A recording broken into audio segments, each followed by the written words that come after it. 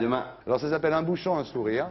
Donc tous les bouchons de boissons, il faut ramasser. Et alors ce qui est génial dans cette association, c'est que déjà frais de fonctionnement 0 francs, Ouais. 0 centimes. Ouais. On demande absolument pas de pognon aux gens. On leur demande juste de faire une action d'amour, quoi. C'est-à-dire qu'il peut être fait par les petits et les grands.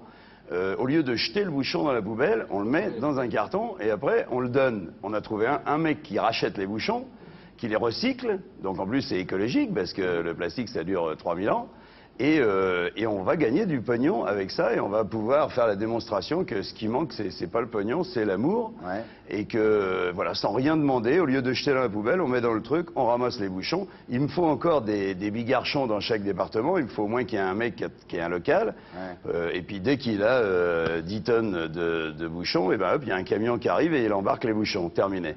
Et effectivement, il faut absolument rien donner à qui que ce soit. Les gens, s'ils ont envie de le faire, ils le font. S'ils n'ont Ouais. pas envie, Ouais. eh ben ils le font Et alors pas. vous allez faire quoi du pognon? Et le pognon, alors là, on va le redistribuer d'une manière forcément un petit peu arbitraire. Il y a des tas de gens qui vont dire, bah moi j'ai besoin pour ça, truc. On va acheter des fauteuils parce qu'il y a une association qui nous a aidés là-dessus. Les gosses, les enfants dans les lycées nous ont vachement aidés. Il y a 150 lycées qui se mettent à ramener des bouchons. Sur les stades, on est obligé de déboucher les bouchons parce que ça fait un projectile fermé. Ouais. Donc on récupère les bouchons partout et tout le monde s'y met. Et c'est magnifique parce que je peux dire aux gens, bah tiens, là, cette semaine, vous avez mis que 2 bouchons. Bon, c'est pas énorme. Sur le papier, au niveau de la générosité, ça fait pas grand-chose. Mais peut-être la semaine prochaine, tu vas m'en donner un petit peu plus. Alors, du pognon avec les poubelles. Ouais. Facile. Alors, vous n'êtes pas avec les enfoirés, là, d'habitude vous êtes avec les enfoirés à cette époque de l'année, là, vous faites la Si, tournée non, des là, parce que enfoirés. là, je me suis un peu reposé, mais j'y suis. Je fais l'émission de télé, bien sûr. Ouais. Et donc, on va l'enregistrer à Lyon dans quelques jours, et elle sera diffusée, je sais pas quand, dans un mois et demi. Et voilà. Vous réagissez comment au propos de Bernard Lavilliers la semaine dernière dans cette émission qui disait que finalement les enfoirés, bon, ça leur coûte pas grand-chose parce qu'ils se font plaisir, ils chantent sur une scène, les gens les applaudissent et en plus ils se donnent un air humain. Vous réagissez comment? Bien sûr, c'est ce que tout le monde dit, c'est ça, c'est que de dire, dès que tu te mets dans le camp des gentils et que tu essayes de faire quelque chose pour une bonne cause, il y aura toujours des gens, que je ne donnerai pas d'adjectif, mais il y a toujours des gens qui vont dire, oui, alors on profite de se mettre en avant pour dire, moi je suis un bon garçon, puis je vais chanter.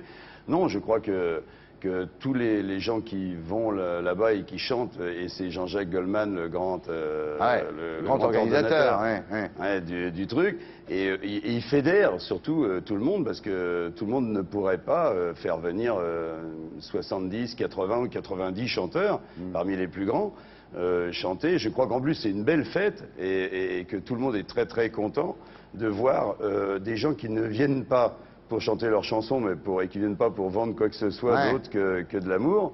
Et donc, c'est une entreprise, de toute façon, formidable. Lavilliers, ce qu'il dit, il dit la charité, c'est quand on n'arrive pas à imposer la justice. Bien sûr, mais seulement si jamais on veut l'imposer autrement. On ne peut rien imposer sur la lettre, sur l'écrit, sur la loi. C'est impossible. C'est depuis, je crois que Jésus l'a formidablement bien dit aux gens du Sanhédrin, qui lui disait, mais pourquoi tu respectes pas la loi? Pourquoi est-ce que tu sauves, tu fais un miracle le jour de Shabbat? Et Jésus a dit, qui a raison, celui qui sauve le jour de Shabbat ou celui qui laisse mourir? Lequel d'entre vous ne va pas aller rechercher une brebis qui est égarée le jour de Shabbat? On va rester dans le sujet, on va faire une interview prise de tête.